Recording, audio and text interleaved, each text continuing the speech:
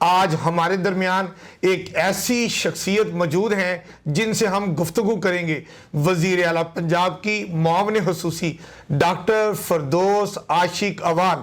ان کا تعارف میں کیا کراؤں, اتنا ہی کافی ہے کہ انہیں سیاسی چورن بیچنا آتا ہے. میڈم یہ بتائیے, لوگ کہتے ہیں کہ doctor Firdous Ashiq Awan MBBS doctor ہیں اور آپ سیاسی چورن بھی بیچنا جانتی ہیں. وزیر اعظم ہوں, وزیر اعلیٰ ہوں, آپ کی سروسز ضرور لیتے ہیں. یہ آپ کو سیاسی چورن بیچنا آپ نے کہاں سے سیکھا؟ جو ڈاکٹری کا چورن بیچ سکتا ہے, جو پڑیاں بیچ سکتا ہے, جو طاقت کی گولیاں بیچ سکتا ہے, جو دماغ درست کرنے کی تمام حفاظتی تدابیر بیچ سکتا ہے, تو وہ اس کے لیے یہ سیاسی چورن بیچنا کون سا مشکل کام ہے؟ سب سے مشکل کام تو ہے کہ اور آپ نے آدھا تعارف کروایا, میں سرجن بھی ہوں. کبھی آپ نے سوچا کہ آپ ڈاکٹر بن کے کلینک چلا رہی ہوتی ہیں, نواز شریف صاحب آتے, مولانا فضل الرحمان صاحب آتے, زرداری صاحب بیمار ہیں, وہ آپ کے پاس آتے, آپ کیا کرتی؟ مولانا صاحب کا علاج تو جو ہے وہ تو دماغ سے شروع ہونا تھا, کیونکہ وہاں تو دماغی خرابی ہے. اور پھر اس کے ساتھ جو باقی لوگ ہیں, آپ کو پتہ ہے کہ کسی کو پیٹ کا مروڑ ہے تو وہ اقتدار کا درد ہے, کسی کو جو ہے وہ فلودے والے, پاپڑے والے اور ریڑھی والے کے اکاؤنٹ میں ٹیٹیوں کا افسوس اور ڈپریشن ہے.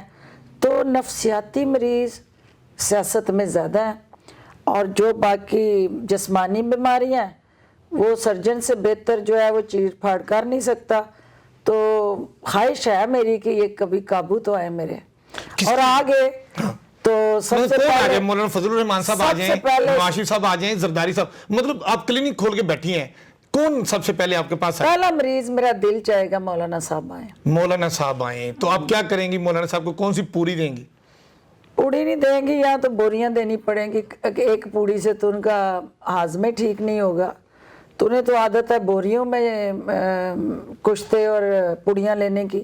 میں چاہوں گی کہ اس کلینک پہ لائن لگی ہو, میں اسٹیتھوسکوپ پہن کے, بطور ڈاکٹر بیٹھی ہوں, سفید کوٹ پہن کے, اور بڑی سی سرنج میں زہر کا ٹیکہ ڈال کے بیٹھی ہوں, اور ایک ہی دفعہ اس قوم کی جان چھڑانے کے لیے مسیحا بنی ہوں. نہیں, زہر کا ٹیکہ آپ پکڑ کے بیٹھیں گی؟ میں کس کو لگائیں گی؟ اس کو زہر کا ٹیکہ مین جو کرپشن سے نجات کا ریسپی اور فارمولہ ہے. اچھا چلیں یہ بتا دیں کہ شاہی فرمان سے یا کہیں سے چٹ آئے مریم نواز یا بلاول بھٹو, آپ سمجھتے ہیں کہ مستقبل میں وزیر اعظم بننے کی قابلیت رکھتی ہیں اور بن سکتے ہیں؟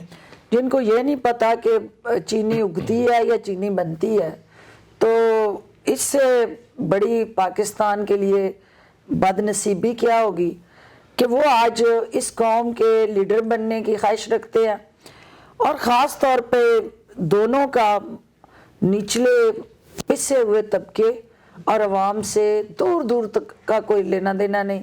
امپورٹڈ پانی پیتے ہیں, اپنی ہر طرح کی.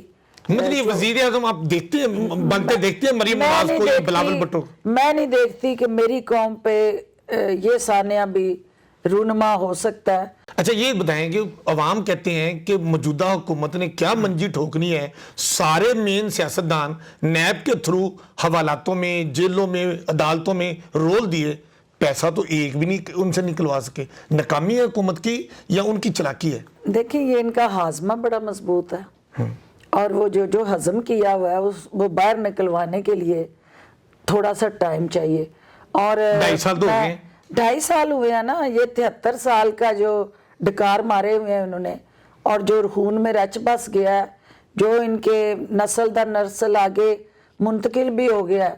اگر کوئی بیٹی آپ سے یہ پوچھے کہ سیاست میں خواتین کی کامیابی کا راز کیا ہے, ایک خاتون اگر سیاست میں آ کے قدم جمانا چاہے, اس کو کیا کرنا چاہیے؟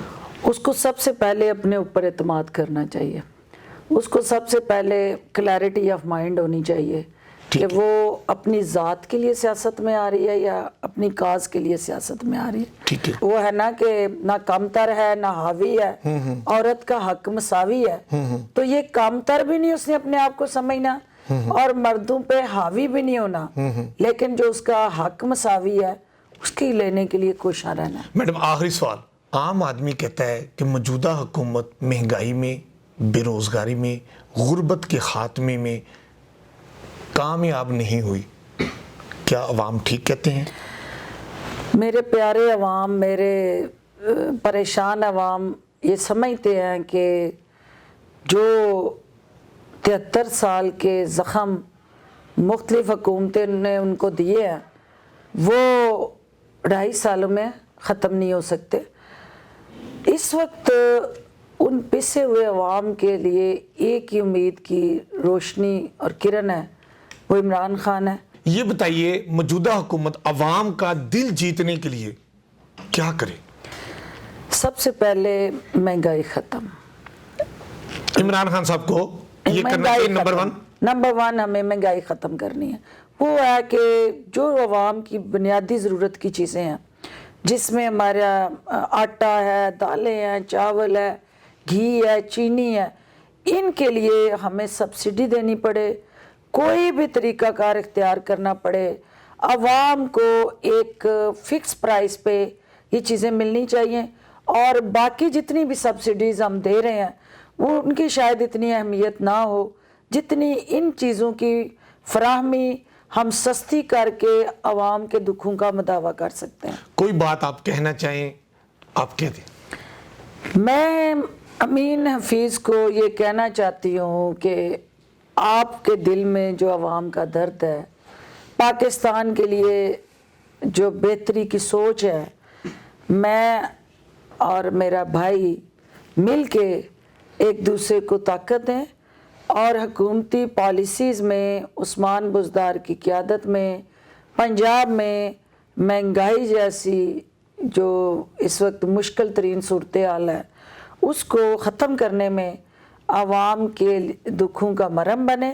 جی، آج آپ نے باتیں سنی ڈاکٹر فردوس عاشق اوان صاحبہ کی، جو ایک MBBS ڈاکٹر ہیں، جنہوں نے سیاست میں قدم رکھا، یہاں انہوں نے کامیابیاں سمیٹی، اور جس طرح یہ پریزنٹ کرتی ہیں کیمرے کے سامنے خود کو ایک پوری مشرقی خاتون کے ناطے، ان کی باتیں آپ نے سنی، اور بڑی خوبصورت بات انہوں نے کی کہ موجودہ حکومت کو ایک کام کرنا ہے، مہنگائی ختم کرنی ہے، نوجوانوں کو پورا موقع دینا ہے کہ وہ اپنی صلاحیتوں کے مطابق پاکستان کی تعمیر و ترقی میں اپنا مثبت کردار ادا کریں۔ اور ڈاکٹر صاحبہ کا یہ بھی کہنا ہے کہ یہ حکومت پورا کام کر رہی ہے نوجوانوں کے لیے، بے روزگاری کے خاتمے کے لیے، غربت کے خاتمے کے لیے، اس محاذ پر ڈٹی ہوئی ہے اور کامیابیاں سمیٹے گی۔ آپ کا بہت شکریہ ڈاکٹر صاحبہ، آپ نے ہمیں بہت سارا ٹائم دیا۔ امین حفیظ، کیمرہ مین حسیب امین کے ساتھ میں کیمرہ مین حسیب حسیب امین کے ساتھ میں امین ہوں حفیظ۔